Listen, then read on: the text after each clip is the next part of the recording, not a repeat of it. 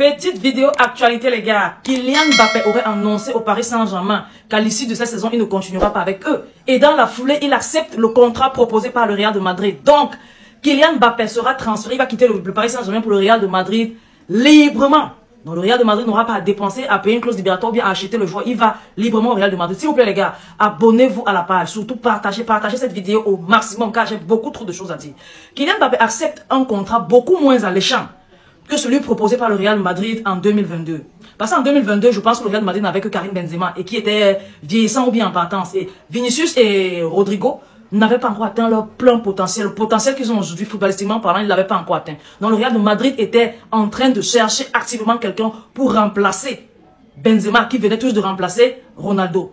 Du coup, ils avaient pris Kylian Mbappé comme celui-là qui va bien faire les choses. Et avaient dressé un pont en or à Kylian Mbappé, le proposant de traverser, quitter le Paris Saint-Germain et de venir jouer chez eux. Il devait être la star, il devait avoir un salaire vraiment trop élevé, presque égal, voire plus que celui que le PSG avait proposé, que le PSG, qu'il touchait au PSG à l'époque.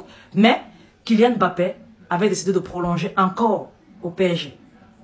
Et là, le Real de Madrid s'est bonifié entre-temps. Ils ont eu Vinicius et Rodrigo qui ont bonifié leur football, qui sont devenus matures en football. Et il y a eu l'arrivée de Jude Bellingham, qui est devenu la star du Real de Madrid en cette saison. C'est le joueur prétendant au Ballon d'Or au Real de Madrid cette saison. Mais Kylian Mbappé a fait des concessions. Il a accepté de venir au Real de Madrid tout en revoyant son salaire. La proposition à la baisse, déjà, il ne sera plus la star parce que le Real de Madrid compte déjà Bellingham, qui est vu comme le chouchou du Bernabéu, qui est vu comme le prochain Ballon d'Or, ou bien le mieux placé pour le Ballon d'Or cette année, en ce moment.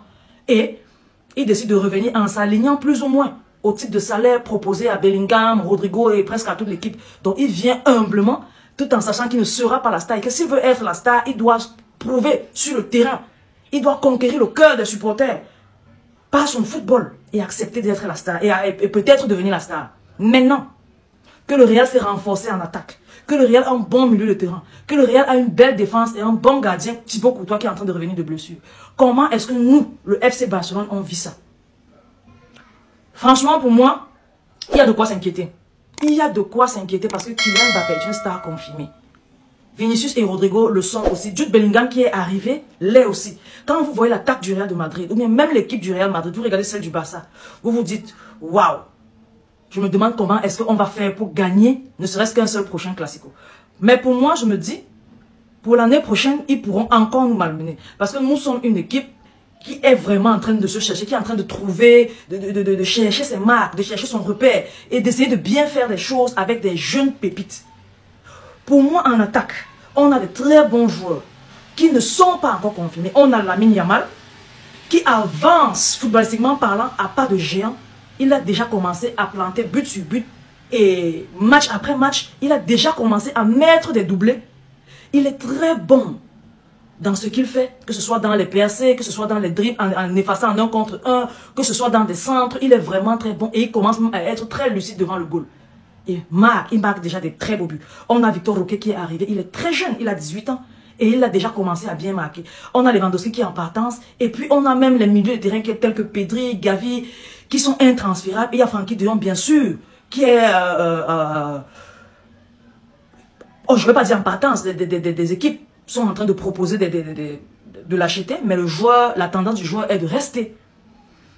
Si on fait tout et on garde Frenkie de Jong, ça serait une belle chose. Il y a Alaoro qui est bien à la défense. Je pense qu'il y a aussi ce Faye qui est en train d'arriver. Il y a Hector Ford. Il y a vraiment des jeunes pépites de la masse qui ont un très bon potentiel.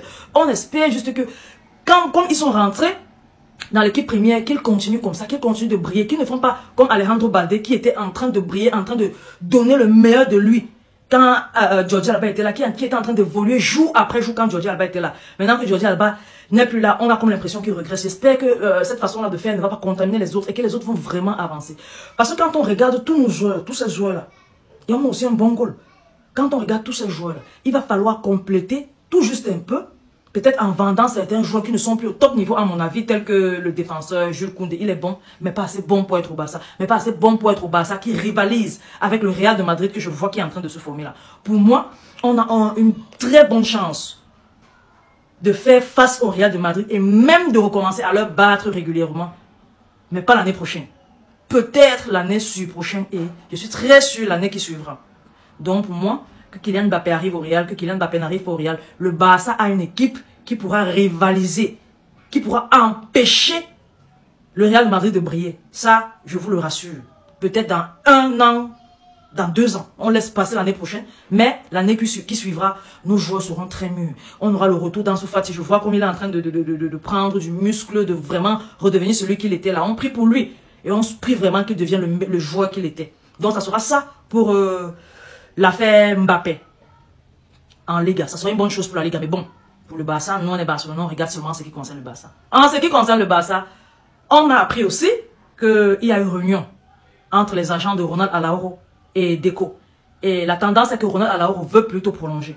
Et ils se sont arrangés que Ronald Araujo allait prolonger. Ça, c'est une très bonne nouvelle parce que vraiment, des grands clubs tels que le Bayern étaient là à proposer 70-80 millions pour le faire partir, avec pour l'acheter, avec, je pense, 14 millions de salaire. Le Barça a aussi revu son salaire à la hausse. Il était à 11-12 millions, maintenant il sera à 14 millions. Donc la tendance est préparer le nouveau contrat de Ronald Araujo pour qu'il le signe.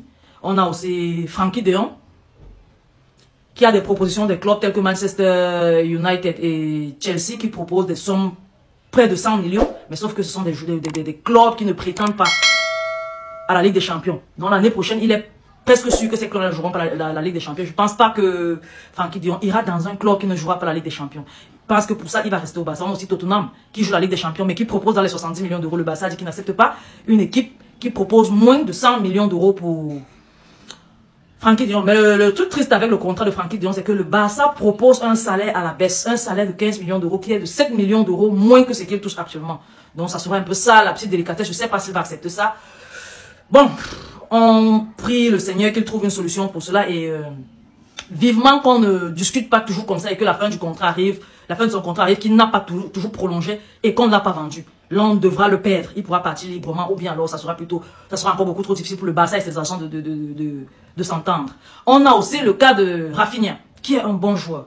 Mais est-ce que Rafinha pourra accepter d'être peut-être la doublure de Lamine Yamal? Parce que moi, je préfère qu'on donne la titularisation à Lamine Yamal. Il est bien, il va falloir qu'on l'épargne un peu. Que si quand on le fait reposer, Rafinha est là pour jouer, c'est une bonne chose. Mais pour moi, si Rafinha veut rester, ça sera un peu difficile. Parce que je me dis, il faut prendre un jeune joueur de la Masia et libérer un peu la masse salariale de Rafinha. Tout en faisant entrer 70 millions d'euros que proposent certains clubs anglais pour lui. Donc Rafinha, pour moi, je suis désolé. Si il y a des clubs assez fous pour proposer 70 millions d'euros, moi je propose qu'on prenne les 70 millions d'euros et qu'on fasse d'un bon joueur de la Masia ou bien quelqu'un de moins coûteux, déjà en transfert et en masse salariale, la doublure de Lamine Yamal. Parce qu'il faudra que Lamine Yamal se repose aussi de temps à autre, pas qu'il joue non-stop. Donc, c'est un peu ça pour la petite actualité de la semaine. Elle est très très captivante. Mais, nous on reste le Barça. On reste le Barça et on est en train vraiment de se former pour devenir le grand Barça. Il y a aussi le coach de Brighton, dont Deco voulait comme futur coach du Barça, comme remplaçant de Xavi, mais je ne pense pas que ça va se faire parce que la clause libératoire du coach est de 20 millions et le coach est plutôt pour rester à Brighton. Donc, il va falloir chercher un autre coach vivement qu'on le trouve. Les gars.